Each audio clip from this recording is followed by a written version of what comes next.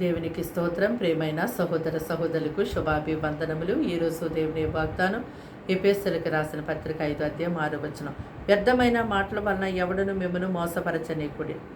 చూడండి, దేవుని పరిశుద్ధ గ్రంథంలో చూసినట్టయితే దేవుడు అనేక మందిని తన యొక్క పరిచయ నిమిత్తం పిలిచి తన యొక్క పని మీద వారిని నియమించుకున్నారు. వారి ద్వారా ఎన్నో గొప్ప మహత్కరమైన కార్యములను జరిగించారు.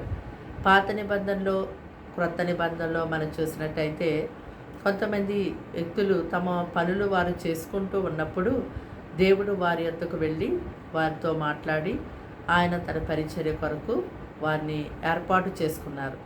వారి ద్వారా ఎన్నో గొప్ప కార్యాలను దేవుడు జరిగించి ఆ పనుల ద్వారా దేవుడు ఎంతో మహిమ పొందుకున్నారు.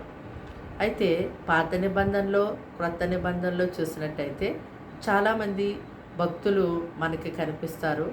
మోషే గారు అయితే గొర్రెలు మేపుకుంటూ ఉన్నప్పుడు దేవుడు ఆయనతో హోరేబు పర్వతం దగ్గర మాట్లాడి, అబ్రహాము దేవుడను, నేను ఇస్సాకు దేవుడను, యాకోబు దేవుడను, మరి నీవు ఐగుప్తు దేశానికి వెళ్ళి అక్కడ ఐగుప్తు బానిసత్వంలో నుండి హింస అనుభవిస్తున్నటువంటి నా ప్రజలైనటువంటి వారిని బయటికి తోడుకుని రావాలి అని మోషే గారితో మాట్లాడినప్పుడు మోషే గారు అక్కడికి వెళ్ళి ఆ యొక్క ఇశ్రాయేలు ప్రజలందరినీ ఎంతో గొప్పగా దేవుడి ద్వారా బయటికి తోడుకొని వచ్చారు.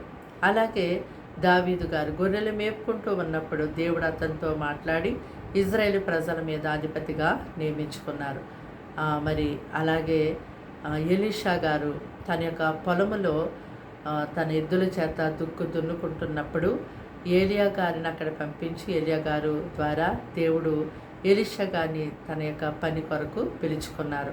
ఇలాగా అనేక మంది భక్తులు తమ పనులు చేసుకుంటూ ఉన్నప్పుడు దేవుని యొక్క పిలుపు ద్వారా వారు ఆ పనిని అక్కడ వదిలిపెట్టి దేవుని యొక్క పిలుపుకు లోబడి దేవుని యొక్క పనిలో కొనసాగారు. దేవునికి మహిమకరముగా దేవుని పనిని వారు గొప్పగా జరిగించారు. దేవుడు బహుబలంగా ఎంతో వారిని వాడుకున్నారు. అలాగే ఈ దినాన అనేక మంది గురించి, సేవకుల గురించి దేవుడు మాట్లాడుతూ ఉన్నారు. అనేక మంది నా పేరట వస్తారు, వారిని నేను పంపించకపోయినా, వారికి నేను ఆజ్ఞాపించకపోయినా వచ్చేవారిగా అనేక మంది ఉంటున్నారని దేవుడు మాట్లాడుతున్నారు.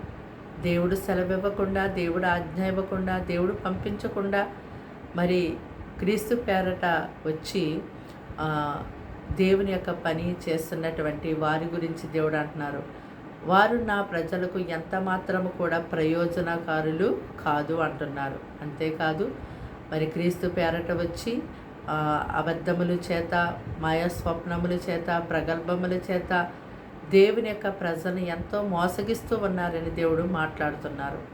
ఇలాగా ఎవరైతే దేవుడు పంపించకపోయినా, దేవుడు ఆజ్ఞ ఇవ్వకపోయినా వచ్చి మరి దేవుని యొక్క పనిని చేస్తున్నారో, దేవుని యొక్క ప్రజల్ని ఎవరైతే మరి కలిపి చెరుపుతున్నారో అటువంటి వారందరికీ కూడా నేను విరోధనై ఉన్నానని ప్రభు సెలవిస్తున్నాడు.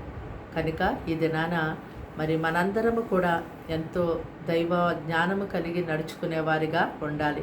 అంచె దినముల్లో ఉన్నాము. క్రీస్తు పేరట అనేక మంది వస్తూ ఉన్నారు. దేవుడు వారిని పంపించారా? దేవుడు సెలవు ప్రకారమే వారు వచ్చారా? వారు దేవుని యొక్క ప్రజలకు ప్రయోజనకారులుగా ఉన్నారా? దేవునికి మహిమకరమైన సేవ చేస్తున్నారా లేదా?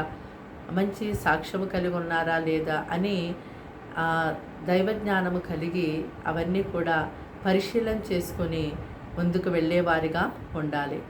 ఇవేమీ కూడా చూడకుండా మనం వెళ్ళిపోతున్నప్పుడు తర్వాత ఎంతో మరి బాధపడవలసిన పరిస్థితులు ఎదురవుతూ ఉంటాయి.